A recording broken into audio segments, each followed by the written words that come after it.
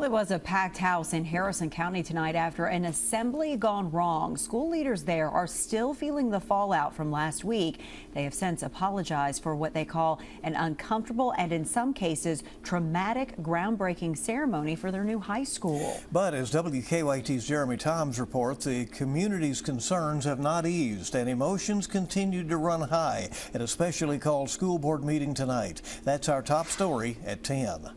Concerned Harrison County parents continue to question the actions of school leadership Monday.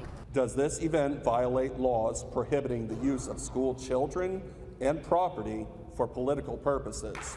As well as the motivations behind last Thursday's assembly. What was the educational purpose of this event? Greg Colson himself brought a list of 30 questions after a groundbreaking ceremony turned calamity last week.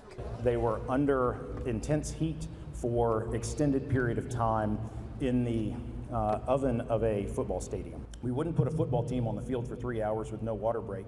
Me and my family are a product of this county. We love this county.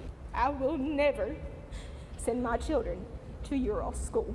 But their questions weren't answered, even though this special called meeting had been advertised online as a community Q&A. Superintendent Harry Burchett addressed a filled Harrison County gym before public comment.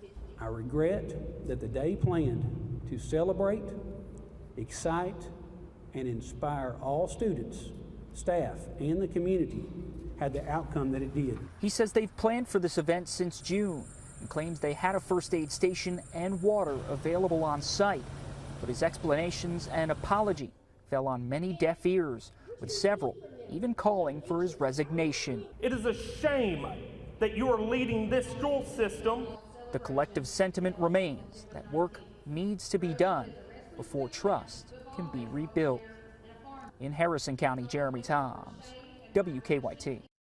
And Superintendent Burchett says school leaders will now debrief over this issue and look at their mistakes and failures so that they can better prepare for future events.